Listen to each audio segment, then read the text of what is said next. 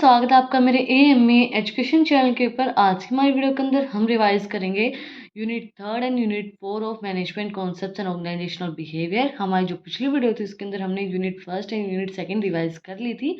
अगर आपने वो वीडियो नहीं देखी है तो उसका लिंक डिस्क्रिप्शन में है, आप जाके चेक कर सकते हैं। और अगर आप चैनल पे नए हैं तो सबसे पहले चैनल को जाके सब्सक्राइब करें, बेल आइकन प्रेस करें for new updates.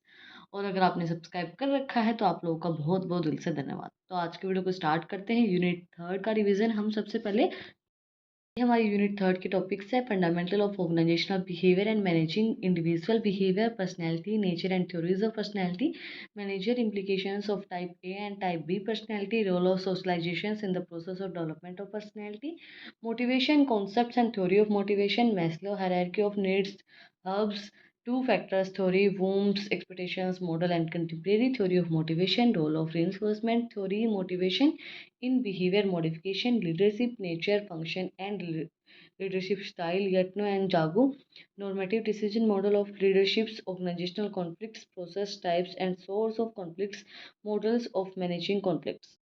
Stress management, introduction to stress, stressors, coping strategy and stress management techniques. इन सब टॉपिक्स को हम सिर्फ रिवाइज करेंगे। ये मैं आप लोगों को लाइन टू लाइन जो अपने नोट्स हैं वो मैं आपको करवा चुकी हूँ, वो आप लोग अपनी पूरी प्लेलिस्ट चेक कर सकते हैं। Management concepts and organisational behaviour के नाम से है। सिर्फ हम आज इनको रिवाइज करेंगे। वीडियो को ज़्यादा लंबा ना करते हुए हम वीडियो को स्टार्ट करते हैं। वीडियो को पूरा एंड तक देखना, वीडियो बहुत ज़्यादा इंटरेस्टिंग होने वाली है। सबसे पहले पर्सनैलिटी होती क्या है। पर्सनैलिटी मतलब हम अपने आप को क्या मानते हैं कि पर्सनैलिटी क्या होती है। जैसे हम किसी इंसान को देखते हैं, उसकी लुक्स, उसकी जो एटीट्यूड होता है, मतलब वो सब चीज़ों को मिला के एक पर्सनैलिटी एक इंसान की बनती है। कि जैसे ये नहीं बोलते कि first impression is the last impression, वो चीज़ें पर्सनैलिटी के अंदर आती है कि आपकी पर्सनैलिटी कैसी है, आप कैसे दिखते हो। And all the world stage and all the man and women merely players. जो वर्ल्ड है उसके अंदर जो मैन और वुमेन होते हैं वो एक प्लेयर्स होते हैं। हमें देखो, हमारी ज़िंदगी क्या होती है, हमें उतारा जाता है ज़मीन पे, भगवान ने हमें उतार दिया और वो अपनी मर्ज़ी से हमें वापस बुला लेता है। हमारे हाथ में कुछ नहीं होता है। हम यहाँ आते हैं, हम एक सर्वेंट हैं, ये लगा लीजिए भगवान के। जो जैसा वो चाहते हैं वैसा ही हम करते हैं, चाहे हम कितना ही कुछ ना कर लें, क्योंकि वो जैसा चाहते हैं वो अपना अकॉर्डिंगली वो करके रहते हैं। तो वही चीज़ होती है, वो हमें उतारता है और उसका ये होता है कि अभी उनको बुलाना है तो वो अपने आप अपने पास बुला लेता है। तो वही चीज़ इसके अंदर बोली गई। हम तो एक प्लेयर्स हैं, आते हैं, काम करते हैं और हमें उठा लिया जाता है, हमें बुला लिया जाता है। डेवलपमेंट ऑफ पर्सनैलिटी, हमारी पर्सनैलिटी को हम किस तरीके से डेवलप कर सकते हैं, इसकी 2 स्टेजेस दी गई हैं। फर्स्ट है फ्रोजन स्टेज। इस स्टेज के अंदर हम इसको 3 तरीके से डिफाइन करेंगे, the ID, the ego and the super ego. ID के अंदर क्या बोला गया है, आईडी के अंदर जो हमारी आइडेंटिटी होती है कि हम कौन हैं, हमारे फादर क्या है, हमारी मदर कौन है, हम कहाँ से बिलोंग करते हैं, वो हमारी आईडी होगी। हमारा ईगो जो हमारी लॉजिकली हमारे ह्यूमन पर्सनैलिटी के अंदर जो हमारा, हमें ईगो मतलब कोई कुछ भी बोले, हमें बाय बर्थ ही ईगो मिलता है। बाय बर्थ हम कैसे हैं और हमारी फैमिली कैसी है उसके अकॉर्डिंगली हमारा ईगो बनता है। The super ego represents society, personal norms. जो हमारी इसके अंदर क्या बोला गया है कि हमारा बिहेवियर कैसा है। देन हमारी जो इरोजन स्टेज है, इरोजन स्टेज के अंदर क्या बोला गया है, इन फैशंस। इन फैशन के अंदर क्या होगा कि सबसे पहले हमारे है कि फर्स्ट जब हमारी जो स्टेज होती है, जब हम लाइफ हमारी बिगिनिंग होती है, जब हम चाइल्ड होते हैं, उस टाइम पे हम किसी के ऊपर भी ट्रस्ट कर लेते हैं, मिसट्रस्ट। मतलब देखो, छोटा बच्चा कई बार क्या होता है कि किसी के ऊपर तो ट्रस्ट करके चला जाता है, किसी के ऊपर वो नहीं जाता। अगर हम उसको गोदी लेते हैं तो किसी के साथ वो चला जाता है, किसी के साथ वो नहीं जाता। तो वो मिसट्रस्ट, ट्रस्ट उस स्टेज पे होता है। देन हमारी अर्लियर स्टेज है जो हमारी होती है 3rd ईयर से स्टार्ट। उस स्टेज के अंदर हमारा क्या है, कंट्रोल होता है, हमारी कैपेबिलिटी हमारी बिल्ड की जाती है। देन हमारी प्ले एज कौन सी होती है, 4 एंड 5 ईयर, जिस टाइम पे हमें खेलना चाहिए और अपने एक्सपेरिमेंट करने की चाहिए नए नए, तो उस टाइम पे।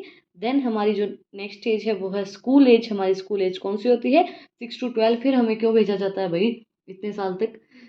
बट मेरे को तो मेरी मम्मी ने ना, पता है, 2.5 साल की ही पढ़ने बैठा दिया था और मैं छोटी ही पढ़ने बैठ गई थी। तो भाई इसमें तो स्कूल एज इन्होंने 6 से 12 बताई है, कोई बात नहीं। जो स्कूल एज होती है वो 6 to 12। मतलब इनका लॉजिकली क्या है कि जब हम 2 या 3 साल के बच्चे को स्कूल में भेजने लग जाते हैं तो वो सिर्फ बैठना ही सीखता है, वो जाना सीखता है, 2-3 चीज़ें करना सीखता है। बट सही जो पढ़ने की एज होती है वो होती है से 12 साल तक, 6 to 12 ईयर तक इतनी ही होती है। उसकी जो एबिलिटी है, कैपेबिलिटी है, उसको बिल्ड किया जाता है। देन है हमारी adolescence, the crisis and teen age, जो हमारी एज होती है, जिस एज के अंदर हमें ये बोला जाता है कि आप बिगड़ जाएंगे, जो हमारी 13 to 15 होती है, उस एज के अंदर मतलब हम मतलब कंफ्यूज होते हैं, कुछ चीज़ें समझ पाते हैं, हमें ये नहीं पता होता कि कौन इंसान गलत है, कौन इंसान आपके लिए सही है। और कई बार कई बच्चे ऐसे होते हैं कि वो गलत डिसीजन ले लेते हैं अपनी लाइफ के लिए। अर्लियर अडल्टहुड हमारी कौन सी एज होगी? 20, जो हमारा फेस होता है जब हम 20 साल के हो जाते हैं, जब उस टाइम पे हम क्या होता है, ये एज सबके अंदर आती है। एक ये मतलब स्टेज पे एक इस टाइप की होती है जिसके अंदर हम ये बोलते हैं, अपने पेरेंट्स को भी ये बोल देते हैं कि आपको क्या पता है। उनको मतलब हमें ये नहीं पता था कि वो भी इस एज से गए हैं, बट क्या होता है कि हम ये बोल देते हैं कि आपको नहीं पता, हमें पता है, हमें ही सब कुछ पता है, मतलब आपको क्या पता, मतलब। लेकिन उनको सब पता होता है भाई, वो भी हमारी ही एज से गए हैं। तो वही चीज़ है इसके अंदर, 20 वाली जो हमारी एज होती है। देन हमारी जो अडल्ट एज होती है, उस एज के अंदर हम बहुत सी मतलब नई नई चीज़ें सेल्फ ऑब्जर्व करते हैं, हम खुद को बिल्ड करने की कोशिश करते हैं। वो चीज़ होती है हमारी कॉलेज लाइफ के अंदर, जिससे हमारी पर्सनैलिटी के अंदर चेंज आता है। जैसे आपने देखा होगा, जो इंसान स्कूल लाइफ के अंदर बिल्कुल सिंपल सोबर जाता होता है, और वो इंसान जब कॉलेज लाइफ में जाता है, बड़ी बड़ी यूनिवर्सिटी में जाता है, तो उस टाइम पे वो अपनी पर्सनैलिटी को बिल्ड करता है, नई नई चीज़ें सीखता है, बोलना सीखता है। मतलब उस ये नहीं कि उसको बोलना नहीं आता है, बट हम जब हम प्रेजेंटेशन देते हैं 80 बच्चों के बीच में बैठ के, तो बहुत सी चीज़ें हम नई नई सीखते हैं। देन हमारी मैच्योर अडल्ट एज जो आ जाती है, अडल्टहुड एज, जिस एज के अंदर हम मैच्योर हो जाते हैं, जो हमें छोटी मोटी चीज़ें होती हैं, मतलब जो भी बकवास करनी होती है, वो हम करनी बंद कर देते हैं उस एज के अंदर। ये होता है कि ठीक है भाई, जो हो रहा है होने दो, हम चीज़ों को समझने लग जाते हैं। और जो एज हमारी फिर शादी की आ जाती है। Major personality attributes influencing organizational behaviour, कौन कौन से मेजर पर्सनैलिटी एट्रीब्यूट्स हैं जो इन्फ्लुएंस करें ऑर्गेनाइजेशनल बिहेवियर को? फर्स्ट है हमारे लोकस ऑफ कंट्रोल, कि आप अच्छा कंट्रोल नहीं कर रहे हैं, लैक ऑफ कंट्रोल, चेंज नहीं हो रहे हैं आप अपने आप। जैसे कई बच्चे ऐसे होते हैं, आप लोगों ने देखा भी होगा, जो सेम आपको स्कूल लाइफ में दिखेंगे, सेम आपको कॉलेज लाइफ में दिखेंगे, उनके अंदर कोई चेंज नहीं होता है। उन लोगों को आप गांव में रखोगे तो भी वो वैसे ही होंगे, और आप उनको शहर में ले जाओगे तो भी वो वैसे ही होंगे। तो उनके अंदर कोई चेंज आता ही नहीं है। बट क्या होता है कि आपको कंट्रोल करना चाहिए और आपको चेंज करना चाहिए अकॉर्डिंग टू योर इन्वायरमेंट। आप जहाँ जैसे इन्वायरमेंट में रहते हो, उस टाइप से आपको अपनी पर्सनैलिटी को चेंज करना चाहिए। अथॉरिटिज़म्स, जैसे कि इसके अंदर क्या बोला गया है, power difference among peoples of organisation.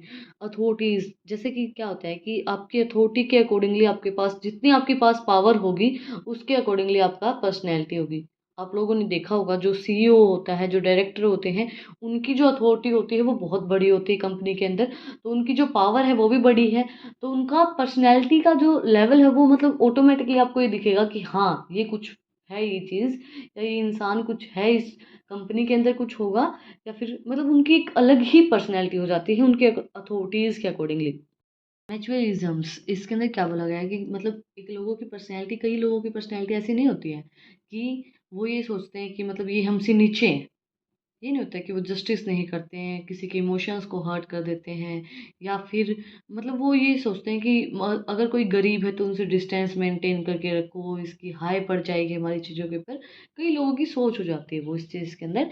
Self esteem, self esteem के अंदर क्या बोला गया है कि आपकी डिसलाइक, लाइक्स, उन सब चीज़ों को देखा जाता है कि आप किस चीज़ को पसंद करते हो। आपकी खुद की सेल्फ एस्टीम का मतलब होता है खुद आप क्या चीज़ करना पसंद करते हो। जैसे ये नहीं होता कि दुनिया की मत सुनो, जो खुद हम चाहते हैं। देखो, सबसे ज़्यादा आप लोगों ने देखा होगा कि पेरेंट्स का फोकस होता है पीसीएम दिलवाने पे, बट क्या होता है, इनको नहीं पता कि कॉमर्स के अंदर कितने स्कोप है। मेरी एक फ्रेंड है, मैं सच बताती हूँ, वो पता है एक चीज़ बोलती है कि मतलब गवर्नमेंट जॉब, गवर्नमेंट जॉब, उसको ये मतलब उसको अच्छी लगती है कि गवर्नमेंट जॉब होनी चाहिए। बट मैं उसे एक बात बोलती हूँ, यार जितना पैसा बिजनेस के अंदर है, उतना पैसा कहीं भी नहीं है, गवर्नमेंट जॉब के अंदर भी नहीं है। गवर्नमेंट जॉब के अंदर सिर्फ आपकी ज़रूरतें पूरी होंगी, इच्छाएं पूरी नहीं होंगी। और ये चीज़ रियलिटी है। चाहे आप कभी भी देख लेना गवर्नमेंट जॉब के अंदर सिर्फ आप मतलब अगर आप गवर्नमेंट जॉब पे हैं, आपके फादर गवर्नमेंट जॉब पे हैं, तो वो सिर्फ एक अच्छा सा घर बना पाएंगे और अपने बच्चों को शादी कर देंगे, उसके अलावा उनके पास कुछ नहीं मिलेगा।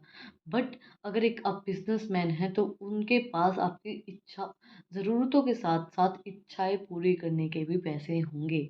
तो वही चीज़ है इसके अंदर, सेल्फ एस्टीम मतलब खुद की एक्सपेक्टेशंस को देखना, आप खुद क्या चाहते हैं उन सब चीज़ों को देखना। आप मतलब देखो, मेरे पेरेंट्स ने भी मुझे बहुत फोर्स किया सच बताऊं तो, कि भाई आप गवर्नमेंट जॉब की तैयारी कर, गवर्नमेंट जॉब की तैयारी कर। मैंने कभी नहीं की और ना मेरा मन करता है। मेरा ये होता है कि खुद का जो हो सकता है वो खुद करो। भाई लोगों को पसंद होगी गवर्नमेंट जॉब, अच्छी बात है, बट मुझे नहीं है और ना मुझे अच्छी लगती है। मेरा जो मन करता है मैं वो करती हूँ। मेरा मन करता है कि मैं आप लोगों को बताऊं, आप लोगों को नॉलेज दूं, आप लोगों को पढ़ाऊं। जो नोट्स मुझे यूट्यूब पे मेरे टाइम पे नहीं मिले मैं वो आप लोगों को प्रोवाइड करवाऊं। तो वही चीज़ है सेल्फ मॉनिटरिंग। सेल्फ खुद को मॉनिटर करो, इंक्रीज करो आपके टेंशन्स, आप क्या चाहते हो, एडजस्ट करो अपने बिहेवियर को एक्चुअली सिचुएशन के अकॉर्डिंगली। मतलब कि ये नहीं होता है कि कई बार हम जिस चीज़ पे हमें रिएक्ट नहीं करना होता है उस चीज़ पे भी हम रिएक्ट कर देते हैं। देन नेक्स्ट है हमारा रिस्क टेकिंग। आप कोई भी डिसीजन है, कुछ भी आपको करना है तो आपको उसके अंदर रिस्क तो लेना ही पड़ेगा। फॉर एग्जाम्पल आपको भी आपका करियर सेट करना है, पेरेंट्स बोल रहे हैं, जैसे आपने ट्वेल्थ कर ली, पेरेंट्स बोल रहे हैं आपको बीबीए कर लो, एमबीए कर लो, एमकॉम कर लो, कुछ भी कर लो जो आपको बोली जा रही है, बीकॉम कर लो और सीए की तैयारी कर लो। बट आप अपनी कैपेबिलिटी को देखो कि आप क्या कर सकते हो, आपका इंटरेस्ट किस चीज़ के अंदर है उस चीज़ को देखो, आपका मतलब मन किस चीज़ के अंदर लग रहा है उस चीज़ को देखो। देखो रिस्क तो लेना पड़ेगा। अब फॉर एग्जाम्पल मैंने रिस्क ले लिया कि मैं अपना करियर यूट्यूब पे बनाऊंगी। अब मैं 1 साल 3 महीने हमें यूट्यूब पे कंप्लीट हो चुके हैं। अब मेरी मम्मी बोलती है कि क्या पता तुझे रिजल्ट ना मिले ना मिले ना मिले। भाई ना मिले क्यों नहीं मिलेगा, जब मैं अपना पूरा फोकस उस चीज़ पे कर रही हूँ तो मुझे रिजल्ट भी मिलेगा। आज नहीं तो कल। अभी 1 साल 3 महीने हो गए, 2 साल में मिल जाएगा, 4 साल में मिल जाएगा, मिले तो गा, कभी तो मिलेगा। तो वही चीज़ है कि रिस्क तो एक बार लेना पड़ेगा आपको। टाइम किसी चीज़ के ऊपर ऐसा नहीं आपको इंस्टेंट रिजल्ट किसी भी चीज़ का मिल जाएगा, रिस्क तो आपको लेना पड़ेगा। और अगर आप रिस्क लेंगे तभी आपको वो होगा। और आप रिस्क लेंगे, जिस चीज़ के अंदर आपकी विलिंग है उस चीज़ को आप चूज़ करें, उसके अकॉर्डिंगली आप काम करें, डिसीजन लें और उसके बारे में इंफॉर्मेशन करें, निकाल के लेके आएँ कि भई इसके करने से क्या होता है, कितना फ़ायदा है, क्या चीज़ें हैं, फिर उसको चूज़ करें और फिर उस पे रिस्क लेना ही पड़ता है। 2 टाइप के लोग होते हैं, type A and type B. Type A की पर्सनैलिटी कैसी होती है जिसके अंदर वो मतलब बहुत जल्दी-जल्दी कामों को करना पसंद करते हैं। जैसे मैंने एक फ्रेंड को बोला मेरी को कि यार तू भी यूट्यूब स्टार्ट कर दे, उसकी आर्ट एंड क्राफ्ट बहुत अच्छी है। तो वो कहती है यार मेरे अंदर पेशेंस नहीं है, जैसे तूने पेशेंस किए तो तेरे को 1 डेढ़ साल हो गया लगे हुए, तो वैसे मेरे अंदर पेशेंस नहीं है, मुझे तो इंस्टेंट रिजल्ट चाहिए। मुझे ऐसा नहीं है कि 1 सब्सक्राइबर 1 दिन में बढ़ रहा है, 2 दिन में बढ़ रहा है, मुझे पेशेंस चाहिए। तो ऐसे लोग क्या होते हैं, वो is always moving, walk rapidly, eat rapidly, talk rapidly, at impatient, does two things at a time, as aggressive as competitive and feels time pressure। मतलब वो भी ऐसी ही है, बहुत जल्दी जल्दी बोलेगी, बहुत जल्दी जल्दी खाना खाएगी। तो वही चीज़ इसके अंदर होती है कि वो बहुत एग्रेसिव होते हैं। उनके पास मतलब ये होता है कि हमें बिल्कुल इंस्टेंटली रिजल्ट चाहिए, उसके अंदर पेशेंस नहीं होती है। देन हमारा टाइप बी पर्सनैलिटी कैसे होती है, वो ज़्यादा हरी नहीं करते, पेटेंट होते हैं और क्या करते हैं, play for fun not for win. वो मतलब देखो, मैंने ये नहीं है कि मैंने कामयाब होने के लिए यूट्यूब स्टार्ट की थी, नहीं, मेरा जो है इंटरेस्ट स्टार्टिंग से यूट्यूब में था। जैसे कि जब मैं छोटी थी ना तब भी मेरे पेरेंट्स या मेरी मदर मुझसे पूछती थी कि क्या बनेगी, तो मैं ये कहती थी मैं टीचर बनूंगी, मैं मैडम हूँ, मैं मैम हूँ और मैं टीचर बनूंगी। तो वही चीज़ है, मैं फन के लिए अपनी वीडियोस बनाती हूँ, ये नहीं कि मुझे जीतना है, मुझे अपना इंटरेस्ट जिस चीज़ के अंदर है उसके अंदर काम करना है। Relax with the guilt as mild manners and has a no pressure guidelines. उनके ऊपर कोई प्रेशर नहीं होता, वो अपना काम अपने अकॉर्डिंगली करते रहते हैं। नेक्स्ट टॉपिक हमारा role of socialization in the process of development of personality. Socialization का क्या रोल रहता है हमारी पर्सनैलिटी को डेवलप करने के लिए। जब हम बच्चे होते हैं तभी से हमें सोसाइटी बताना स्टार्ट कर देती है कि ऐसा करो बेटा, ये करोगे तो ये गलत होता है, ये करोगे तो ये सही होता है, ये चीज़ें गलत होती हैं, चोरी चकारी गलत होती है। वो सब चीज़ें उनका बहुत अच्छा रोल होता है हमारी पर्सनैलिटी को बिल्ड करने के लिए, हमारे एटीट्यूड को बिल्ड करने के लिए, हमारी कॉन्फिडेंस को बिल्ड करने के लिए। क्योंकि कई सोसाइटी ऐसी भी होती है जहाँ पे आपको माहौल ही ऐसा मिलता है कि आप फिर काम वही करेंगे जैसे आपकी सोसाइटी है। ऐसा होता है ना, जैसा आपका घर का माहौल है वैसा ही बच्चा होता है। ये नहीं बोलते कई बार कि आपके बच्चे में पता चल जाता है कि आपके घर का माहौल कैसा होगा, वही चीज़ है इसके अंदर। नेक्स्ट हमारा टॉपिक है मोटिवेशन। मोटिवेशन का मतलब क्या होता है? किसी भी चीज़ को अटेम्प्ट करने के लिए, किसी भी चीज़ को पूरा करने के लिए आपको गेन और रिवॉर्ड प्रोवाइड करवाए जाते हैं। आपको ये बोला जाता है कि आपको ये रिवॉर्ड मिलेगा, ये आपको गेन होगा इस चीज़ से। उस चीज़ के लिए, उस गोल को अचीव करने के लिए जो आपको मोटिवेट किया जाता है, जो बोला जाता है, उसको बोलते हैं मोटिवेशन। मोटिवेशन की हमारी थ्योरीज हैं। सबसे पहले हमारी थ्योरी है need theory, Maslow needs hierarchy theory. Maslow needs hierarchy theory जो है हमारी, ये जो थ्योरी इंपॉर्टेंट थ्योरी है क्योंकि ये 12th क्लास के अंदर भी आई हुई है और बीकॉम के अंदर भी आई थी, और अब इस साल के अंदर भी एमकॉम के अंदर भी है। और ये जो क्वेश्चन है ये क्वेश्चन पेपर 23 के अंदर भी आया हुआ है। इसके अंदर सबसे पहले हमारी जो नीड है वो है फिजियोलॉजिकल नीड्स, मतलब कि हमारा कपड़े, हमारा खाना और हमारा शेल्टर। ये सब चीज़ें हमारी, एयर वाटर, ये सब चीज़ें जो हमारी सबसे पहले हमारी यही नीड होती है कि भाई हमें खाना मिलता रहे, हमें अच्छे कपड़े मिलते रहें और हमें पानी मिलता रहे और हमें एयर मिलती रहे। ये हमारी सबसे पहले बेसिक नीड्स जो हमारी होती हैं वो हमारी फिजियोलॉजिकल नीड्स। देन नेक्स्ट हमारी क्या चीज़ आती है? सेफ्टी। हमारी भाई, हमारी जब हमारी ओल्ड एज हो जाएगी तो उसके अंदर हमें कौन पैसा देगा, और मतलब जो हमारी पेंशन होती है ये लगा लीजिए। हमारी सेफ्टी क्या है? हमारी पर्सनली हमारी, हमने इंश्योरेंस करवा रखा है, उसके बाद हमारी सेफ्टी ही मैटर करती है कि हमारा इंश्योरेंस है या नहीं है। तो वो सब चीज़ें। देन हमारी सोशल नीड्स। सोशल नीड्स के अंदर क्या इंक्लूड किया जाएगा? आपकी फीलिंग्स, आपका इंटरेस्ट किस चीज़ के अंदर है, वो सब चीज़ें हमारी सोशल नीड्स के अंदर आएंगी। Esteem and status need. Then आपकी अचीवमेंट। एस्टीम नीड्स जो मैंने आपको बताया था कि आपकी, आपने अब तक क्या अचीव किया, आप क्या करना चाहते हैं, आपकी किस चीज़ के अंदर इंटरेस्ट है, वो सब चीज़ें हमारी एस्टीम एंड स्टेटस नीड के अंदर आएंगी। Then self fulfilment needs. Final step हमारा क्या है कि आप सेल्फ को फुलफिल कर पा रहे हो या नहीं कर पा रहे। What a person considered and missions of a life. आपकी लाइफ का आपका क्या मिशन था और वो आपने पूरा किया है या नहीं किया है, वो सब चीज़ें इसके अंदर इंक्लूड की जाएंगी। नेक्स्ट हमारी थ्योरी है वूम वॉयलेंस एक्सपेक्टेशंस थ्योरी। इसके अंदर क्या है? जो हमारा वॉयलेंस है, multiply by expectations equals to force आ जाएगा। Motivation equals to violence multiply by expectations and instrumentals. Vroom ने क्या बोला है? इंडिविजुअल गोल इन्फ्लुएंस करते हैं हमारे एफर्ट्स को, like Maslow needs and herbs models. ये जो थ्योरी है ये भी इम्पोर्टेंट थ्योरी है। मैंने आपको बताया था कि मैस्लो जो थ्योरी है वो भी इम्पोर्टेंट है, जो हर्ब्स मॉडल है वो भी इम्पोर्टेंट है, क्योंकि इन दोनों का ही डिफरेंस हमें पूछा गया है क्वेश्चन पेपर के अंदर, जो 2023 का क्वेश्चन पेपर है। हर्ब्स थ्योरी के अंदर क्या बोला गया है?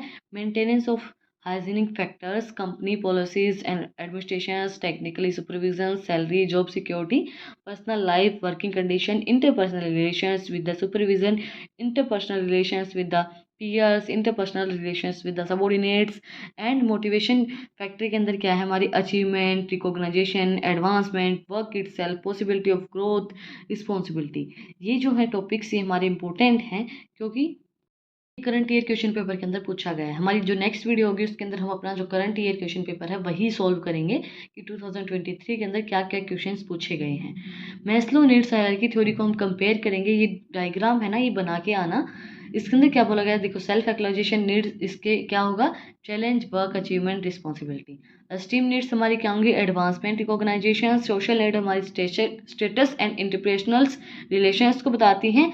सेफ्टी नीड हमारी पॉलिसीज एंड एडमिनिस्ट्रेशन को बताते हैं। फिजियोलॉजिकल नीड्स हमारी working condition and job securities and salary, personal life को बताती हैं। हर्ब्स ने ये बताया है। हर्ब्स की जो थ्योरी है वो क्या बताती है? Manager are very much considered with the hygienic factor. जो मैनेजर है वो अपनी हाइजेनिक फैक्टर्स के बहुत ज़्यादा कंसिडर करते हैं उन चीज़ों को। थ्योरी है 7 modern and contemporary theory of motivation. In theory के अंदर हमारी थ्योरी है ये 7: acquired need theory, goal setting theory, theory of self efficiency, reinforcement theory, cognitive theory, evaluations, expectations theory and equity theory. Acquired need theory के अंदर क्या होगा, हम ये देखेंगे कि हमारी क्या नीड्स हैं। Need for achievement, power and applications. Need for, इसके अंदर हमारी क्या अचीवमेंट्स हैं, क्या हमारी पावर है, क्या हमारी एप्लीकेंट्स हैं, पर्सनल हमारी पावर क्या है, इंस्टीट्यूशनल हमारी पावर क्या है, उन सब चीज़ों को हम देखेंगे इस थ्योरी के अंदर और हमारी उनको इंक्रीज करेंगे। देन हमारे गोल सेटिंग थ्योरी, इसके अंदर हम अपने गोल को सेट करेंगे कि हमें क्या गोल अचीव करना है और हमने अपनी पूरी लाइफ के अंदर उस गोल को अचीव किया है या नहीं किया है। Self efficiency theory of Albert, इसने क्या बोला है अल्बर्ट ने कि develop of self efficiency, behaviour performance को आपकी डेवलप करें, वर्बल्स आपकी वर्बल है, वोकेबलरी है, उनको डेवलप करें, फिजियोलॉजिकल जो हमारी चीज़ें होती हैं, हमारी इमोशंस होते हैं, उन चीज़ों को डेवलप करें। देन हमारी नेक्स्ट थ्योरी है reinforcement theory of motivation. Reinforcement theory हमें क्या बताती है कि आपको मोटिवेट किस तरीके से किया जा सकता है, पॉजिटिव एंड नेगेटिव दोनों तरीके से हो सकता है। किस तरीके से, पॉजिटिव रेनफोर्समेंट मतलब क्या होगा कि आपको ये बोला जाए कि आपको कोई गेन होगा, आपको कोई रिवॉर्ड प्रोवाइड करवाया जाएगा, आप ये काम करेंगे तो आपको इतना फ़ायदा होगा। अब छोटा बच्चा है, उसको बोला जाए कि आप ये करेगा तो तू मेरे को, मैं तेरे को चॉकलेट दूंगी, तो वो उस चीज़ से मोटिवेट होगा कि चॉकलेट मिलेगी, मैं ये काम करके आता हूँ। तो वही चीज़ है इसके अंदर। But negative motivation, negative reinforcement क्या होगा कि मतलब अगर आपने ये काम नहीं किया तो आपको आपकी सैलरी कट कर ली जाएगी या फिर आपको बोनस नहीं दिया जाएगा, वो नेगेटिवली होगा। दूसरी चीज़ पॉजिटिव पनिशमेंट क्या होगी कि आपको ये बोला जाए कि अगर आप ऐसा करते हो कि आपकी ट्रांसफ़र हो जाएगा, ट्रांसफ़र का लिए बोला जाएगा। और हमारी मम्मियाँ क्या कहती हैं, अगर तूने ये नहीं किया तो जूते चप्पल आएंगे। और टीचर्स क्या कहती थी, अगर तुम्हें कल ये काम नहीं करके लाएगी तो डंडों से पिटोगे। तो वही चीज़ होती है इसके अंदर, नेगेटिव पनिशमेंट जो हमें दी जाती है। तो मोटिवेशन हमें उस चीज़ से भी मिलता है, अगर काम नहीं करके ले गए तो टीचर मारेगी, अगर मम्मी का काम नहीं किया तो मम्मी मारेगी। तो वो भी तो मोटिवेशन है, हम काम करते हैं। तो वही चीज़ है इसके अंदर। इसके अंदर एक एग्जाम्पल दिया गया है, मैं आपको बताती हूँ। Proving a subordinates toward the end of the year at a time of annual appreciables interview that he has done a very good jobs is appreciable, a less effective motivator than the praising them him each time he performs a task particularly। देखो, जब आपका, आपने कोई बहुत मेहनत से कोई presentation दी, बहुत मेहनत से आपने कोई टास्क परफॉर्म किया, बहुत मेहनत से आपने कोई काम किया है, उस टाइम को के ऊपर आपको अप्रिशिएबल नहीं दिया गया और at the end of the year आपको ये बोला जाए कि आपने अच्छा काम किया, तो खुशी नहीं होती है। खुशी तभी होती है जब आपको ये हो, आपने जब कोई काम किया और उस टाइम पे आपको अप्रिशिएबल दी जाए, आपके लिए क्लैप करवाई जाए, तो उस टाइम पे एक अलग ही खुशी होती है। जैसे फॉर एग्जांपल आपका बर्थडे है आज और आपको गिफ्ट दिया जाए 2 महीने बाद, 4 महीने बाद, या आपकी बर्थडे सेलिब्रेशन 4 महीने बाद की जाए, तो आपको उतनी खुशी नहीं होगी। एक आपको सरप्राइज दिया जाए आपके बर्थडे के दिन, तो वो बहुत अच्छा लगता है। तो वही चीज़ इसके अंदर बोली गई है। जैसे देखो, आप मेरी वीडियोज़ के अंदर अच्छे अच्छे कमेंट करते हैं, मैंने मेहनत की, आप लोगों के लिए मैं नोट्स लेके आई, तो उस टाइम पे जब आप कमेंट करते हो तो बहुत अच्छा लगता है। और वही चीज़ है, अगर आप मतलब कोई भी, मतलब वो चीज़ मोटिवेशन देती है। और अभी इन्होंने बोला कि आपने मेहनत की, प्रेजेंटेशन दी। देखो एक बात बताऊँ, जैसे अभी मैंने कोई वीडियो बहुत मेहनत करके बनाई और कई बार क्या होता है कि उस पे व्यू नहीं आते। मेरा ये होता है कि मेरे मन में, सच बताऊँ तो मेरे मन में ये होता है कि हाँ, इस वीडियो को बहुत से लोग देखेंगे, बहुत से लोग पसंद करेंगे। बट जब उसको कोई पसंद नहीं करता है ना, तो मेरा एक अंदर से ही मन होता है कि नहीं, अच्छी नहीं बनी, या तेरे तेरी वीडियो के अंदर कोई कमी है। बट जब उस चीज़ के अंदर हम पूरे एफर्ट्स लगा रखे हैं हमें, और उस टाइम पे ही आप अप्रिशिएबल देते हो और ये होता है कि हाँ, आज तो मज़े आ गए, बहुत अच्छी वीडियो बनी है और उतने ही ज़्यादा व्यू आ गए, तो वो बहुत अच्छा लगता है और वो एक अलग सी मोटिवेशन आपको प्रोवाइड करवाती है काम करने की। और उसके बाद 1 साल बाद आप कोई वीडियो पे कमेंट करो कि हाँ, अच्छी वीडियो है, या फिर 2 साल बाद आपको कोई बोले कि आपने बहुत अच्छा काम किया था, तो वो इतनी खुशी नहीं देता। एट ए टाइम जो चीज़ होती है वो ज़्यादा खुशी देती है। बट देखो, ये नहीं मैं बोलूँगी कि खुशी नहीं होती, उस टाइम पे भी खुशी होती है, बट इतनी नहीं होती जितनी एट ए टाइम होती है। टाइम चला जाए तो उतनी खुशी नहीं होती है। जिस टाइम पे जो चीज़ मूवमेंट होते हैं उनको जब हम अचीव करते हैं और उस टाइम पे जब हमें अप्रिशिएबल मिलता है, तो उस टाइम पे हमें ज़्यादा खुशी होती है।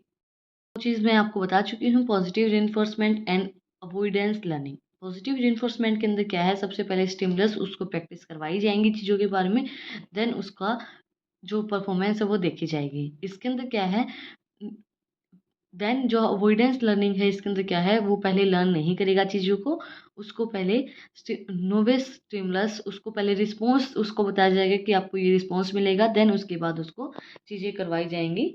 देन मार्केटिंग क्या होती है, मार्केटिंग का मतलब क्या होता है, चीज़ों के बारे में बताना, सेल्स, प्रोडक्ट्स, रिलेशनशिप, आपकी बिजनेस प्लान्स करना, सर्विसेज प्रोवाइड करवाना, अच्छी रिलेशनशिप बनाना, टैक्स पे करना, प्रॉफिट अर्न करना, एक्सपेंसेस करना, मशीनरीज चलाना, ये सब चीज़ें मार्केटिंग के अंदर इंक्लूड की जाती हैं। हमारी थ्योरी है cognitive evaluation theory of motivation. इसके अंदर क्या है कि मैंने अपना माइंड सेट कर लिया तो मुझे वो जॉब चाहिए ही चाहिए। अब मैंने अपना माइंड सेट कर लिया कि मुझे 1 यूनिट के नोट्स बनाने ही बनाने हैं, तो मैं वो बनाए बिना नहीं उठती हूँ। तो वही चीज़ इसके अंदर बोली गई है। और जनरली इन्जॉय माई वर्क, अपने काम को इन्जॉय करें, अपने माइंड को सेट रखें। पॉजिटिवली नेगेटिवली दोनों चीज़ें इसके अंदर मोटिवेशन होती हैं। एक्सटेंसिव मोटिवेशन के अंदर क्या आएगा, पे प्रमोशन, फीडबैक, वर्किंग कंडीशंस आपकी अच्छी नहीं है, things that comes persons environment controllable by the other, when one of the other of these may be more powerful motivation of given individual. पे प्रमोशंस जो हमारे फीडबैक्स होते हैं उनसे हमें मोटिवेशन मिलता है।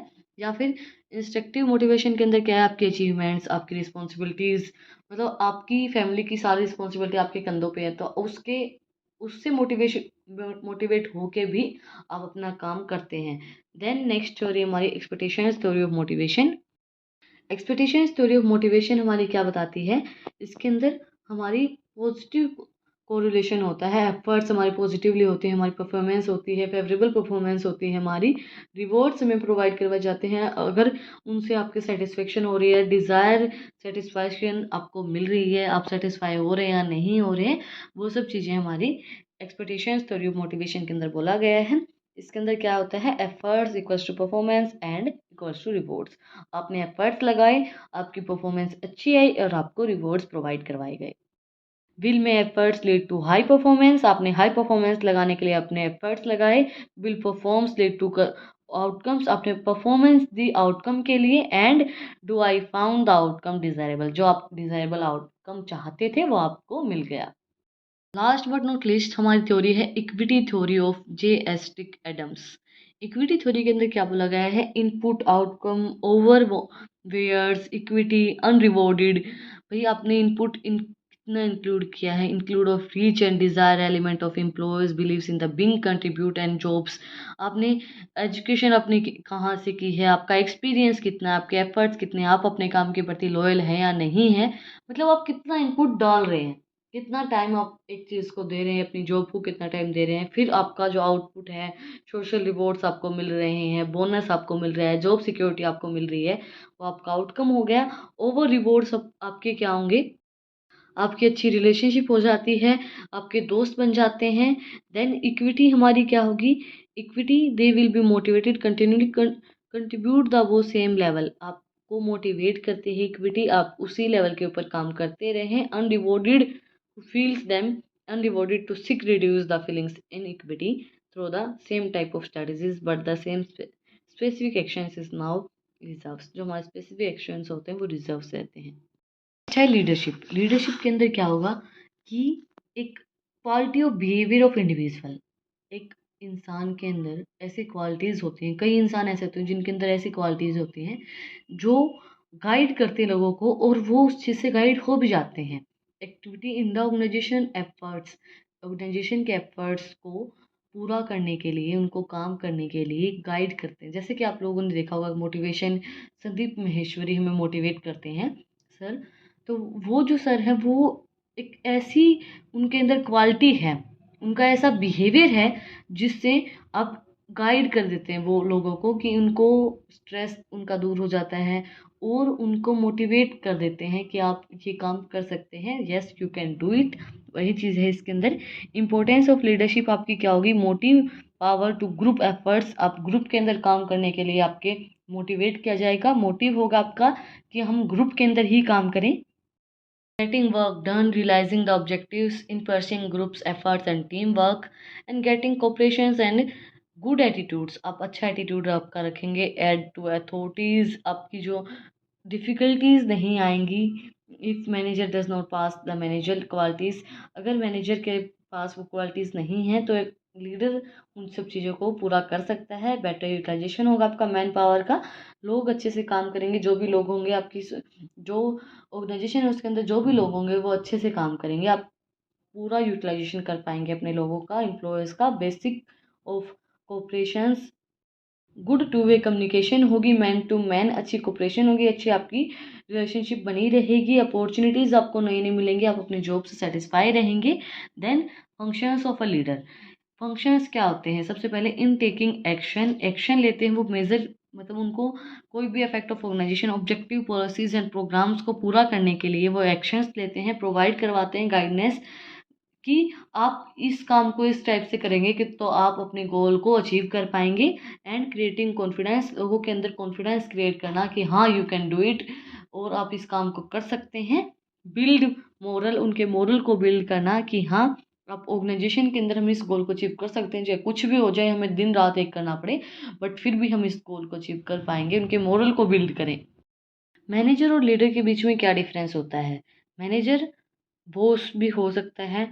He drives an order, manager क्या करता है? ऑर्डर देता है। बट लीडर क्या करता है? एडवाइस देता है कि हाँ आप ऐसा करोगे तो अच्छा रहेगा। ये क्या करते हैं? डिपेंड होते हैं अथॉरिटीज़ के ऊपर, ये अपने कॉन्फिडेंस और गुडविल के ऊपर डिपेंड होते हैं कि भाई उनका कॉन्फिडेंस कैसा है। देखो संदीप महेश्वरी की क्या है? कॉन्फिडेंस है उसका, उन सर का कॉन्फिडेंस है, उनकी गुडविल अच्छी बनी हुई, उनका नाम अच्छा बना हुआ है। ये तो नहीं है कि उनके पास वो अथॉरिटी प्रोवाइड करवाई गई है या वो एसपी है या डीएसपी है, ऐसा तो नहीं है। वो सिर्फ उनका कॉन्फिडेंस है और उनकी गुडविल है। देन ही देन जो बॉस होता है उसको डर होता है, बट जो लीडर होता है वो अपनी प्रॉब्लम्स को सॉल्व करता है। He fix blames and finds fault, वो क्या करते हैं? ब्लेम डाल देते हैं कि आपने ब्लेम किया है और वो फॉल्ट को ढूंढते हैं। बट ये क्या करते हैं? एडवाइस देते हैं। And he know all the answer, उसको हर एक आंसर का पता होता है। But he makes the work game, वो काम को इस तरीके से बनाते हैं कि ये गेम है और आपको ये कंप्लीट करना है। थ्योरीज ऑफ लीडरशिप हमारी क्या है? ये जो थ्योरीज हैं ये हमारे सिलेबस के अंदर नहीं है। हमारे सिलेबस के अंदर सिर्फ एक ही थ्योरी है, Vroom Yetton normative model and leadership participation theory. Vroom and Yetton जो हमारी लीडरशिप थ्योरी है इसके अंदर क्या बोला गया है? Normative decision model helps answer about the questions, in questions को सोल्व करने के लिए ये थ्योरी काम आती है। क्वेश्चंस को करने से पहले हमारे लीडर कितने टाइप के होते हैं? Autocratic, consultatives and group based leader. Autocratic के अंदर क्या आएगा कि दो हमारे जो ऑटोक्रेटिक के अंदर क्या आएगा? Leader make own decision using information that readily available. Leader जो है वो अपना खुद का डिसीजन लेता है जो उसके पास अवेलेबल होती है इंफॉर्मेशन उसके लिए, उसके अकॉर्डिंगली। जो ऑटोक्रेटिक A1 है, A1 के बाद ऑटोक्रेटिक हमारा जो ALL है, इसके अंदर क्या करता है? लीडर कलेक्ट करता है जो उसके पास रिक्वायर्ड इन्फॉर्मेशन होती है, देन वो डिसीजन लेता है अलोंग। प्रॉब्लम और डिसीजंस में और may not be inform to the followers, problem और डिसीजन जरूरी नहीं है फॉलोवर्स को बताया जाए। देन कॉन्सलेटिव्स जो हमारी थ्योरी है उसके अंदर क्या बोला गया है? कॉन्सलेटिव हमारी थ्योरी क्या बताती है? Leader share problems to relevant followers, leader जो है वो अपनी प्रॉब्लम्स को शेयर करता है, फॉलोअर्स को अपनी प्रॉब्लम्स को शेयर करता है, उनसे आइडियाज़ लेता है, उनसे सजेशन लेते हैं, उसके बाद ही अपना वो डिसीजन लेता है। डिसीजन अकेले में ही लेता है। देखो ये बोला जाता है कि आप सुनो सबकी, करो अपने मन की। सुनो सबकी, जो आपको इन्फॉर्मेशन कलेक्ट आपसे हो रही है वो सबकी करो, फॉलोअर्स से डिसीजन लो, करो अपने मन की जो आपके मन में आ रहा है। देन कॉन्सलेक्टिव टाइप बी, इसके अंदर क्या बोला गया? Leader show problems to relevant follower, show करते हैं अपने प्रॉब्लम रिलीवेंट फॉलोवर्स को। Group and seeks their ideas and suggest and make decision alone, वो भी ग्रुप के सजेशंस लेते हैं और अपने डिसीजन अपने अकॉर्डिंगली ले लेते हैं। ग्रुप बेस्ड टाइप टू हमारी क्या है? Leader discuss problem and situations in follower, वही बातें डिस्कस करते हैं, आइडियाज एंड सजेशन लेते हैं। Brainstorming, leader expect and decision does not try to force his in her idea, decisions expect by the groups is the final one, जो decision उन group ने बन के लिया है, बनाया है, वही वो फाइनल डिसीजन होता है। देन हमारे जो क्वेश्चंस हैं वो क्या है? Quality requirement, how important is technical qualities of this decision, कितनी इंपॉर्टेंट होती है हमारी क्वालिटी, टेक्निकल क्वालिटीज उस डिसीजन की। लो ज़्यादा होती हैं, एवरेज होती हैं, हाई होती हैं, क्रिटिकल होती हैं, नो होती हैं। ये जो क्वेश्चन है ये आप खुद से सॉल्व करेंगे। Then how important is subordinate commitment to the decision, subordinate की कमिटमेंट कितनी ज़रूरी होती है डिसीजन के लिए। Low important, average important, high important and critical important. Then do you have a sufficient information to make a high quality decision, क्या आपके पास sufficient information होती है हाई क्वालिटी डिसीजन लेने के लिए? No, probably no, maybe, probably yes, yes and yes. The problem will structured, आपकी problem जो वो स्ट्रक्चर्ड के अंदर है या नहीं है? No, probably, maybe, probably yes and yes. if you were to make the decision yourself, is responsible, certain and subordinate would be committed to the decision, subordinate अपने जो डिसीजन है उससे कमिटेड होंगे या नहीं होंगे? No, probably no, maybe, probably yes, yes. इनके जो क्वेश्चन है ये आप खुद से सॉल्व करेंगे। नेक्स्ट टॉपिक है हमारा ऑर्गेनाइजेशनल कॉन्फ्लिक्ट्स। ऑर्गेनाइजेशनल कॉन्फ्लिक्ट्स का मतलब क्या होता है कि झगड़े, प्रॉब्लम्स हर एक ऑर्गेनाइजेशन के अंदर होते हैं, बट प्रॉब्लम्स कई बार क्या होती हैं, झगड़े जो होते हैं वो फर्म का एंड भी करवा देते हैं, फर्म बंद भी हो जाती है झगड़ों की वजह से, कॉन्फ्लिक्ट्स की वजह से। और जो अच्छे हमारे एम्प्लॉयज़ होते हैं वो भी हम कई बार गवा देते हैं झगड़ों की वजह से, तो वैसा नहीं करना चाहिए, कॉन्फ्लिक्ट्स नहीं होने चाहिए। ऑर्गेनाइजेशनल कॉन्फ्लिक्ट्स, कॉन्फ्लिक्ट्स का मतलब क्या होता है? Conflicts is break down in the standard mechanism of decision making. Conflicts एक ब्रेक डाउन होता है स्टैंडर्ड मैकेनिज्म और डिसीजन मेकिंग के लिए। नेचर कैसा होगा हमारा कॉन्फ्लिक्ट्स का कि वो हमारी resource policies differentiate among individuals, मतलब ये होता है कि जैसे झगड़े क्यों क्रिएट होते हैं कि आपने, जैसे दो भाई बहन के बीच में झगड़ा कब होता है? जब वो बोलते हैं कि आपने इसको ज़्यादा दिया, आपने इसको ज़्यादा दिया, तो कॉन्फ्लिक्ट्स भी इसी वजह से क्रिएट होते हैं कि वो जो एम्प्लॉयज़ होते हैं वो बोलते हैं कि आप इनको ज़्यादा प्रेफरेंस देते हो, आपने इनको बोनस ज़्यादा दिया, मुझे कम दिया, तो उस टाइम पे and stress, tension, hospitality affect state of individual involve. अगर आप इंडिविजुअली वहाँ पे इन्वॉल्व हैं, स्ट्रेस की वजह से कॉन्फ्लिक्ट हो जाते हैं। जैसे ये नहीं होता है कि हम गुस्से में होते हैं या हम टेंशन में होते हैं तो हम किसी के ऊपर भी चिल्ला देते हैं, तो उस टाइम पे भी कॉन्फ्लिक्ट्स क्रिएट हो जाते हैं। Cognitive state of individualment of conflicts क्या होंगी कि हम एक बहुत से अल्टरनेटिव में से एक अल्टरनेटिव को चूज़ नहीं कर पा रहे हैं, उस टाइम पे झगड़ा हो जाता है कि कोई वो ये बोलते हैं कि मुझे ये चाहिए, कोई ये बोलता है कि मुझे ये चाहिए। कॉन्फ्लिक्ट्स हमारे दो इंडिविजुअल के बीच में होता है कि उनकी परसेप्शन अलग अलग होती है, उनकी जो सोच है वो अलग अलग होती है, उनके वैल्यूज़ एंड गोल्स अलग अलग होते हैं, तो उस टाइम पे झगड़े क्रिएट हो जाते हैं। कॉन्फ्लिक्ट एक डायनामिक प्रोसेस होती है, conflict must be prescribe by the parties to it. Conflicts जो है वन और more aware in conflicts than the generally agreed end. कई बार मतलब हमारे कॉन्फ्लिक्ट कब होते हैं? जब हम एग्री नहीं करते किसी चीज़ के बारे में। कोई इंसान, आपने कुछ भी, आपका कोई भी आपने सुझाव किसी को सुनाया है और वो आपकी बात पे एग्री नहीं कर रहा है, तो वही चीज़ वो चीज़ कॉन्फ्लिक्ट क्रिएट कर देती है। Type of conflict situation, vertical conflicts कौन से कॉन्फ्लिक्ट्स होते हैं जिसके अंदर आप जो आपके अथॉरिटीज़ हैं, जो आपकी पास की अथॉरिटी है उससे आपका कॉन्फ्लिक्ट्स हो रहा हो, कि आपकी सेम अथॉरिटी पे कोई बंदा है और उसको ज़्यादा पे कर रहे हो और आपको कम पे कर रहे हो, तो उस टाइम पे आपके कॉन्फ्लिक्ट्स क्रिएट हो जाएंगे। हॉरिजॉन्टल कॉन्फ्लिक्ट्स, इसके अंदर क्या है, पर्सन और ग्रुप्स ऑपरेशंस जो हमारे होते हैं सेम लेवल के ऊपर, उस टाइम पे आपके कॉन्फ्लिक्ट्स क्रिएट हो सकते हैं। लाइन स्टाफ कॉन्फ्लिक्ट्स, ये अक्कर होते हैं हमारे when line and staff represent करती है हमारी डिसएग्री एग्री, आपकी चीज़ से वो एग्री हो रहे हैं या नहीं हो रहे हैं। रोल कॉन्फ्लिक्ट्स क्या होंगे? This situation arise when the communication and task expectations is role set members proves indicates and incapabilities for the role, जो हमारे उस रोल के लिए, मतलब देखो कई बार ये नहीं होता कि आपको ये लगता है कि मैं इस रोल के लिए कैपेबल हूँ और दूसरे बंदे को चूज़ कर दिया जाए, तो उस टाइम पे भी कॉन्फ्लिक्ट्स क्रिएट हो जाते हैं। कॉन्फ्लिक्ट्स प्रोसेस हमारी क्या होगी? पोटेंशियल अपोजिशन और इनकेपेबिलिटी। फर्स्ट स्टेप के अंदर कॉन्फ्लिक्ट प्रोसेस के अंदर क्या होता है कि create opportunity for conflicts to arise, आप अपॉर्चुनिटीज क्रिएट कर रहे हैं कॉन्फ्लिक्ट्स अराइज होने के लिए। They need not lead directly to conflicts, ये डायरेक्टली कॉन्फ्लिक्ट्स क्रिएट नहीं करती हैं, बट जब आपने क्या कर दिया, अपॉर्चुनिटीज़ प्रोवाइड करवा दी, तो वो ऑटोमेटिकली कॉन्फ्लिक्ट्स होना स्टार्ट हो जाता है। कम्युनिकेशन, आपकी कम्युनिकेशन अच्छी नहीं है, पुअर कम्युनिकेशन है, आपने किसी और को ही बात बोल दी कि आप जाके ये बोल देना, और उसने कुछ दो तीन लगा के या दो तीन कुछ बातें बोल के उसने वो बात बोल दी, तो वो चीज़ भी कॉन्फ्लिक्ट क्रिएट करेगी। स्ट्रक्चर, स्ट्रक्चर क्या के अंदर क्या आएगा? The term structure is used in the concept of including variable, variables such as size, degree of specialization, task assigned by the group members, जो ग्रुप मेंबर्स को टास्क असाइन किए गए हैं, मेंबर के गोल जो हैं, कैपेबिलिटी जो है, लीडरशिप स्टाइल जो है, वो सब चीज़ें डिपेंड करती हैं बिटवीन ग्रुप्स। पर्सनल वेरिएबल्स जो आपके हैं, पर्सनली लास्ट कैटेगरी जो हमारी इसके अंदर क्या बोला गया है, they include person individual values, जो इन प्रिंसिपल आपकी वैल्यूज़ होती हैं वो सब चीज़ें इसके अंदर आएंगी। जैसे वे आपके फेल्ड कॉन्फ्लिक्ट्स हो गए और आपके conflict resolution mechanisms, conflict alternatives and effect of prescribing conflicts हैं ये हमारे latent conflicts, prescribe conflicts and manifest conflicts, process and level of conflicts है ये हमारे। देन स्टेज 2 हमारी है कोग्निटिव एंड पर्सनलाइजेशंस। कॉन्फ्लिक्ट जो है हमारे में someone be prescribes when no conditions and latent conflicts exist and latent conditions, कोई भी लेटेंट कंडीशन या लेटेंट कोई भी हमारी चीज़ है वो एग्जिस्ट नहीं करती है।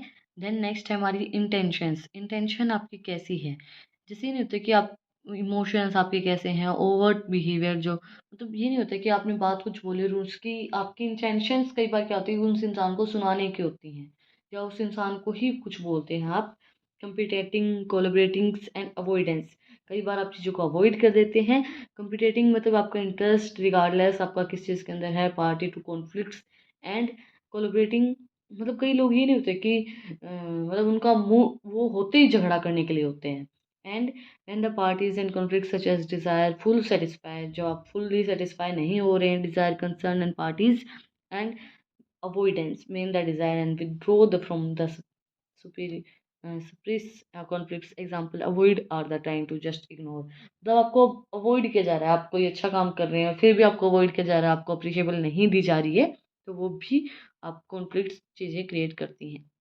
accommodations means the willingness of one party in the conflicts to place the appointment interest above his and her own, कि आप मतलब सेक्रीफाइस कर रहे हैं अपने गोल को और आप विलिंग हैं उस चीज़ के लिए करने के लिए। For example willingness to sacrifice your goal so that the party goal can be attend, मतलब आप अपने गोल को सेक्रीफाइस करके वो पार्टी अटेंड कर ले उस गोल को। सपोर्ट समवन मतलब आप किसी को सपोर्ट कर रहे हैं। एंड यू मतलब ये नहीं होता है कि आप खुद छोड़ के, और ऐसा तो एक माँ ही कर सकती है कि भाई अपनी चीज़ को छोड़ के अपनी ख्वाहिशों को मार के बच्चे की ख्वाहिशों को पूरा करना, वही चीज़ है सेक्रीफाइस करना।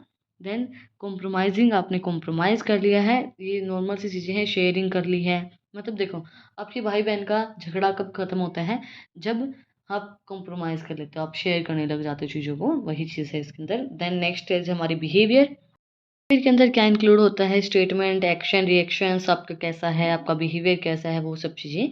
कॉन्फ्लिक्ट को आप किस तरीके से मैनेज कर सकते हैं, सबसे पहले आप उसका रिजोल्यूशन बताएं कि इसका क्या रिजोल्यूशन होगा। देन उसको स्टिमुलस, उसको टेक्निक बताएं कि आप किस तरीके से इस काम को कर सकते हैं। फिफ्थ हमारी स्टेज है आउटकम। आउटकम के अंदर क्या है, the action reactions interplays between the conflict parties and results in the consequences. Functional outcome and dysfunctional outcome. Functional outcome के अंदर क्या आएगा, कॉन्फ्लिक्ट्स जो है हमारे इंप्रूव करते हैं क्वालिटी ऑफ डिसीजन को, स्टिमुलस क्रिएटिव्स एंड इनोवेट करते हैं नए नए आइडियाज़ को, नए नए इंटरेस्ट को क्रिएट करते हैं। Medium and problems can be tiered and tensions relaxed and faster environment and self evaluate करते हैं अपने चेंजेस को। डिसफंक्शनल आउटकम के अंदर क्या आएगा, ये ग्रुप और ऑर्गेनाइजेशन की परफॉर्मेंस को देखते हैं, जनरली वेल नो उसकी परफॉर्मेंस कैसी चल रही है, हम किस तरीके से हैंडल कर सकते हैं कॉन्फ्लिक्ट्स को, अवॉइड करके चीज़ों को। अवॉइडेंस और इग्नोरेंस द कॉन्फ्लिक्ट्स, कॉन्फ्लिक्ट्स को इग्नोर कर दें, चीज़ों को इग्नोर करना स्टार्ट करते हैं। रीऑर्गेनाइज ग्रुप्स, ग्रुप्स को फिर से रीऑर्गेनाइज कर दें, उनको जिन लोगों के कॉन्फ्लिक्ट्स हो रहे हैं, जिनके झगड़े हो रहे हैं, उनको दूसरे ग्रुप्स में ट्रांसफ़र कर दें, रिड्यूस कर दें इंटरडिपेंडेंस बिटवीन ग्रुप्स। एंड क्या करें, represents of difference, regulations interpersonal contact pro transfers, regulate करें इंटरपर्सनल कॉन्टैक्ट्स, ट्रांसफ़र कर दें उनका किसी और जगह पे, तो कॉन्फ्लिक्ट्स कम हो जाते हैं।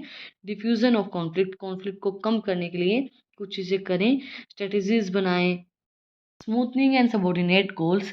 स्मूथनिंग मतलब एक पेशेंस रख के काम करें, और मतलब उनको ये बताएं कि भाई आप जो हमारे काम कर रहे हैं वो सही है, हम कोई भी आपके साथ मिसबिहेव या आपके साथ कोई ऐसा नहीं है कि हम आपको डिसएग्री करें, आपको अवॉइड करें हैं। This strategy place on the difference among the conflicting parties and highlights the similarity, वो सिमिलरिटीज़ को बताते हैं, एरियाज एंड एग्रीमेंट को बताते हैं। Subordinate goal, by applying the subordinate goal the manager में be ables to divert the attention of group. तो अगर आप सबॉर्डिनेट गोल देंगे तो जो मैनेजर है वो डाइवर्ट कर सकता है उसकी करंट प्रॉब्लम्स को। Then containment of conflicts, strategies बनाएं उनकी कि किस तरीके से हम उसको काम कर सकते हैं, कॉम्प्रोमाइज़ करवाएं उनका कि हाँ भाई आप इस तरह से रहे हो। अपने भाई बहन का हमारा प्रॉब्लम किस तरीके से सॉल्व होता है, कॉम्प्रोमाइज़ या फिर बार्गेनिंग, बार्गेनिंग करें या कॉम्प्रोमाइज़ करें उस चीज़ के साथ। Restructuring the interactions between the groups, restructure करें हम उनको भाई, दोबारा बनाएं उन गोल्स को, ग्रुप्स को बनाएं हमारे, कंफर्टिंग और शेरपिंग डिफरेंट इनटू कॉन्फ्लिक्ट्स, प्रॉब्लम को सोल्व करें कि क्या प्रॉब्लम आ रही है, कॉन्फ्लिक्ट स्टिमुलस, जो मतलब कम्युनिकेट करें उनके साथ कि क्या कॉन्फ्लिक्ट्स हैं, बार्गेनिंग करें नए एम्प्लॉयज़ के साथ, रिस्ट्रिक्शन करें कि ऑर्गेनाइजेशन की फिर से रिस्ट्रिक्शंस करें। लास्ट बट नॉट लीस्ट हमारा टॉपिक है स्ट्रेस। स्ट्रेस का मतलब क्या होता है, तनाव। स्ट्रेस एक ऐसी चीज़ होती है जो हमारी फिजिकली मेंटली हमारे सिचुएशन के ऊपर डिपेंड होती है, भाई हमारी सिचुएशन कैसी चल रही है उसके अकॉर्डिंगली हमें स्ट्रेस हो जाता है।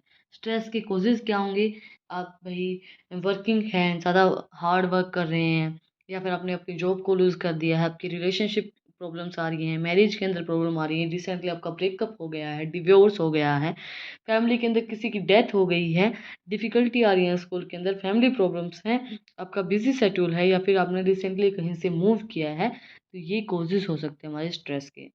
स्ट्रेस को हम किस तरीके से मैनेज कर सकते हैं? सबसे पहले हम अपने स्ट्रेस को देखेंगे कि हमें किस सिचुएशन की वजह से हमें स्ट्रेस हो रहा है। उस सिचुएशंस को के अंदर से बाहर निकल के ने की कोशिश करें, अपने फ्रेंड्स के साथ घूमने जाएँ, थोड़ा-सा टाइम आपका उस गोल से हटा के थोड़ी-सी किसी और जगह लगाने की कोशिश करें, रिलैक्स करें अपने माइंड को, सेल्फ को देखें कि हाँ, आपका कंडीशन कैसी चल रही है। एक नया नेटवर्क क्रिएट करें और अपने फ्रेंड्स के साथ घूमें-फिरें और थोड़ी-सी अपनी हॉबीज़ के ऊपर ध्यान दें। ऐसा नहीं है कि आप गलत नशों में पड़ने लग जाएँ कि भई आपने शराब पीनी स्टार्ट कर दी, ड्रग्स लेनी स्टार्ट कर दी, ऐसा कभी भी नहीं करें।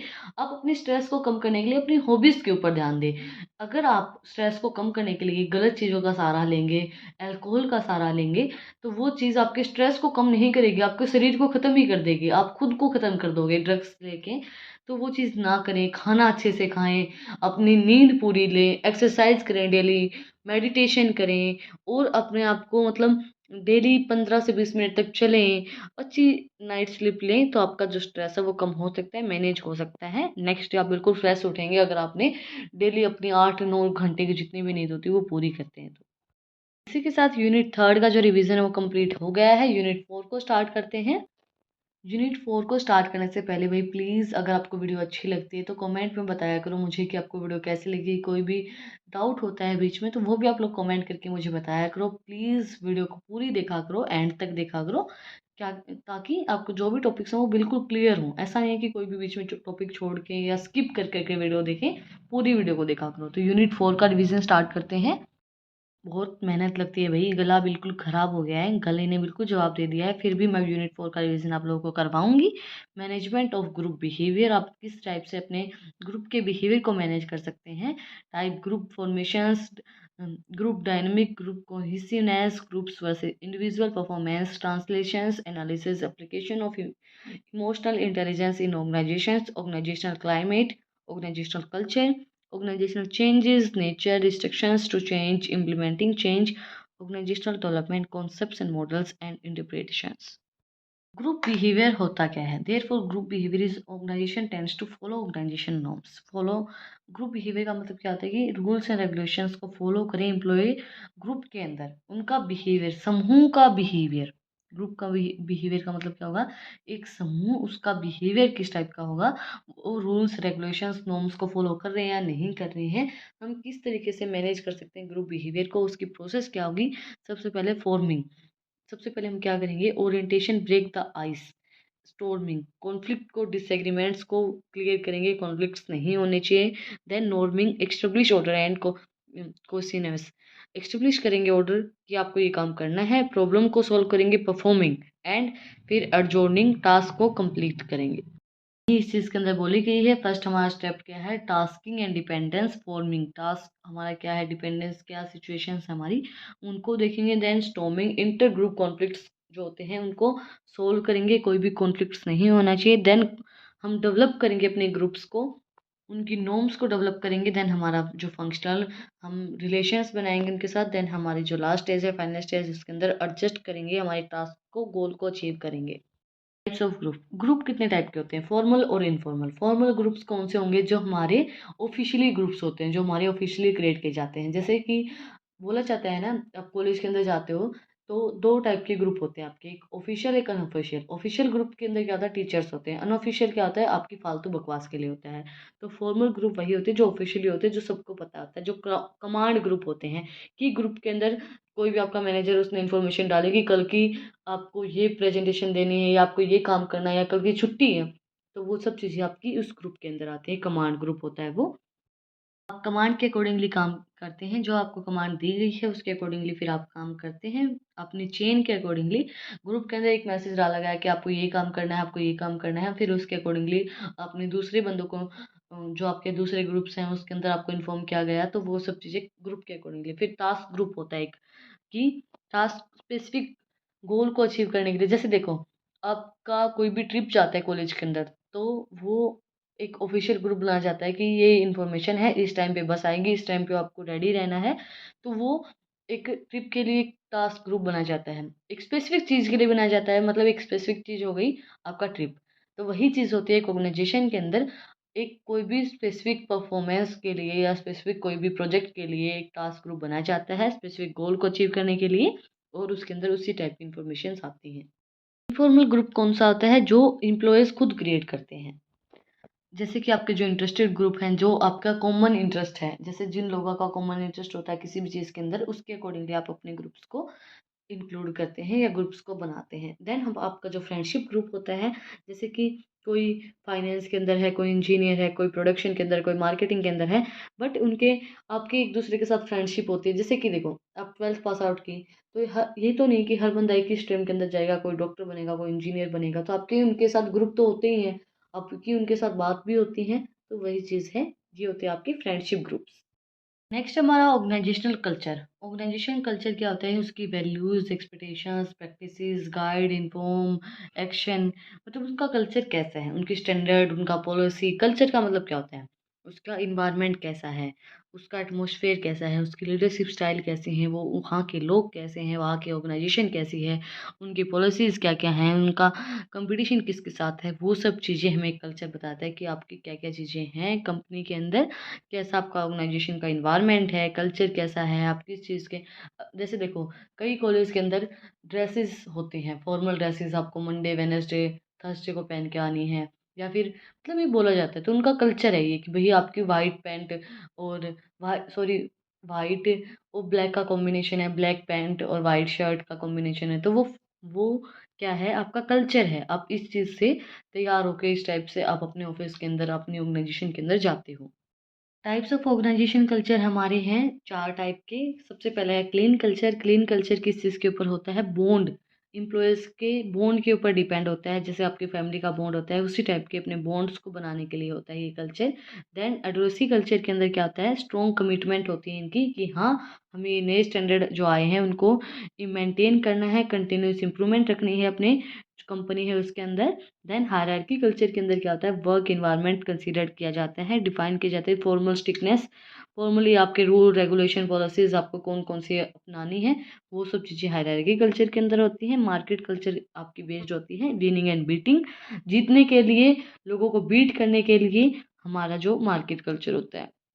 कैरेक्टरिस्टिक्स क्या होंगी ऑर्गेनाइजेशन कल्चर की, सबसे पहले पर्पस को हम ड्राइव करेंगे कि हमारा क्या पर्पस है काम करने के लिए। इफेक्टिव कम्युनिकेशन होगी, अच्छे से लोगों को बात बताएंगे कि हमारा क्या मोटिव है, किस तरीके से हमें काम करना है, अच्छे से इंस्ट्रक्शंस प्रोवाइड करवाएंगे, उसके साथ ट्रस्ट बिल्ड करेंगे।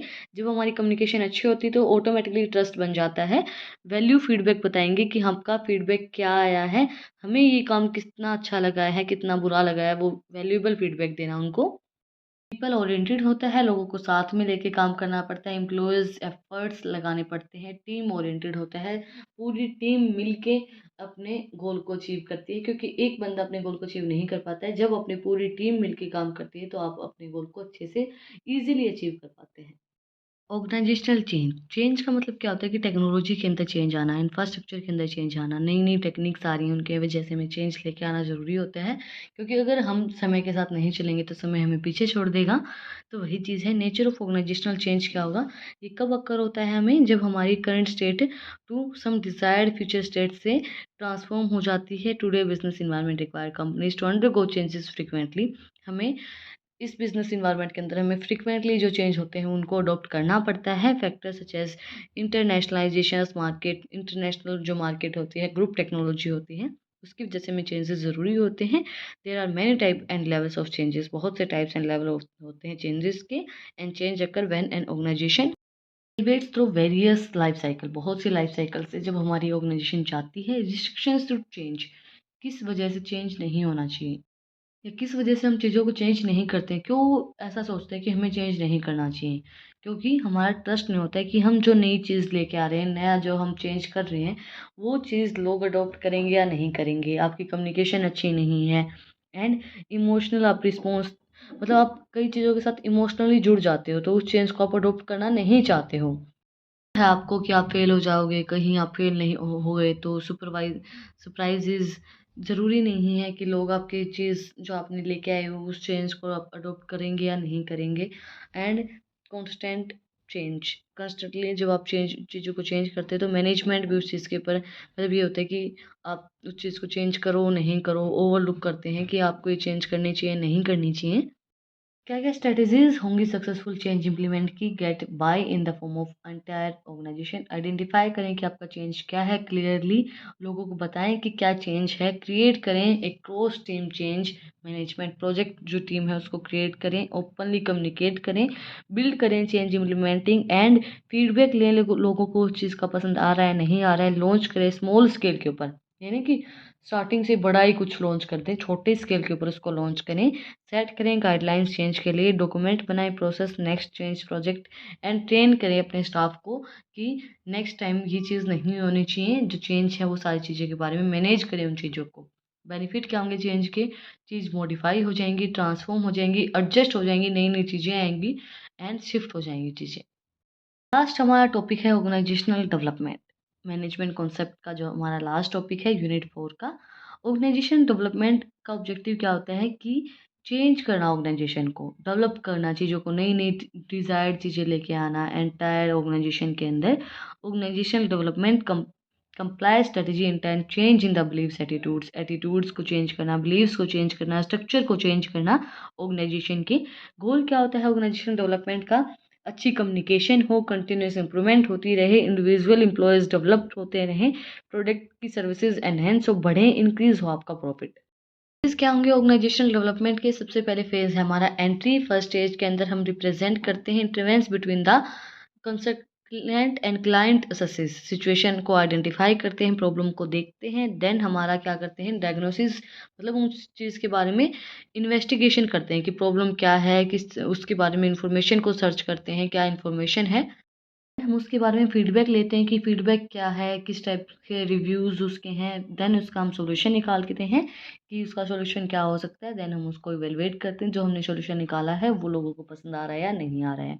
ऑर्गेनाइजेशनल डेवलपमेंट इंटरवेंसेस ह्यूमन प्रोसेस एक इंटरवेंस होती है जो इम्प्रूव करती है इंटरपर्सनल रिलेशनशिप को, इंडिविजुअल के गोल को एंड ग्रुप के जो ऑर्गेनाइजेशनल लेवल है उनको इम्प्रूव करने में हेल्प करती है। एंड स्ट्रक्चरली इम्प्रूव करने में हेल्प करती है, स्ट्रक्चर प्रोसेस को इम्प्रूव करने में हेल्प करती है, स्ट्रेटेजिक चेंज के अंदर हेल्प करती है, इंक्रीज कर देती है, कंपिटिटिव एडवांटेजेस को इंक्रीज करने में हेल्प करती है। नेक्स्ट हमारा टॉपिक है human resource management. Human resource management एक इंपॉर्टेंट टॉपिक है।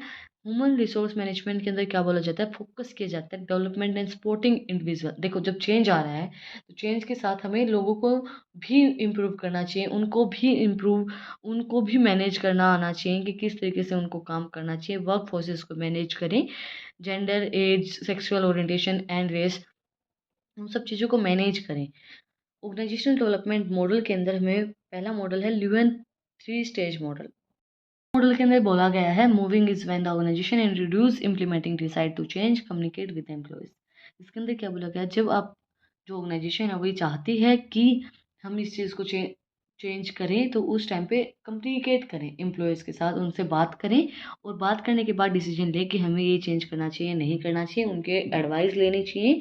एक्शन रिसर्च मॉडल, एक्शन लेने से पहले रिसर्च करें उसके बारे में कि हाँ, ये चीज़ जो हम कर रहे हैं वो सही है या नहीं है, उसकी प्रॉपर प्लानिंग करें। The action research models follows the continuous 8 steps. Problem identification, problem को आइडेंटिफाई करें, इसका कंक्लूजन निकालें। Behaviour science experts gate data gather करें, प्रिलिमिनरी डायग्नोसिस करें, फीडबैक लें, की clients and groups and join करें, डायग्नोसिस एंड प्रॉब्लम्स को देखें, जॉइंट एक्शन लें, प्लानिंग करें, एक्शन लें, डाटा गैदर करें एंड फीडबैक लें उनसे, क्लाइंट से सारी चीज़ें करें। अप्रिशिएटिव इंक्वायरी मॉडल के अंदर क्या आएगा कि हम अप्रिशिएट करें, पॉजिटिव मॉडल है ये हमारा। इसके अंदर instead focusing of negative it focus on the success of organization. Negative के ऊपर फोकस करने के बजाय हम सक्सेस देखें कि ऑर्गेनाइजेशन की सक्सेस किस चीज़ से हमें मिल रही है, उनकी स्किल्स को आइडेंटिफाई करें, बिल्ड करें उनकी स्किल्स को। General model and plan change, इसके अंदर क्या बोला गया है, जनरल मॉडल जो है वो प्लान चेंज, ये एंटायर एंड कंस्ट्रक्टिंग डायग्नोसिस, मतलब चीज़ों को सर्च करने में, उनके लिए फीडबैक लेके आने में, फिर उसका प्लानिंग करें, इम्प्लीमेंट करें, इवेलुएट करें उन चीज़ों को। Because organization changes linear and evaluate overlaps and feedbacks, हमारे फीडबैक और ओवरलूप्स के ऊपर ही ऑर्गेनाइजेशन चेंज डिपेंड होता है। फाइनल स्टेप है हमारा ये रिकंट्रिंग टू प्रीव्यू वन, उनका हम प्रीव्यू। इसी के साथ हमारा जो रिवीजन था वो कंप्लीट हो गया है। यूनिट फर्स्ट से लेकर यूनिट 4 तक हमने मैनेजमेंट कॉन्सेप्ट ऑर्गेनाइजेशनल बिहेवियर की यूनिट्स पूरी रिवाइज कर ली हैं। अगर आपको इन नोट्स की पीडीएफ चाहिए तो टेलीग्राम चैनल का लिंक डिस्क्रिप्शन में, आप उसको जाके चेक कर सकते हैं। आज की वीडियो अगर आपको पसंद आई तो आप लोग को बताइए क्या करना है, कॉमेंट सेक्शन में मुझे बताना है कि आपको वीडियो कैसी लगी। कोई भी डाउट है तो वो भी आप लोग कॉमेंट सेक्शन में मुझसे पूछ सकते हैं। नेक्स्ट वीडियो के अंदर हम इसका एक क्वेश्चन पेपर सॉल्व करेंगे 2023 का। फिर मिलते हैं एक नई वीडियो के साथ, एक नए टॉपिक के साथ। Thank you for watching my video.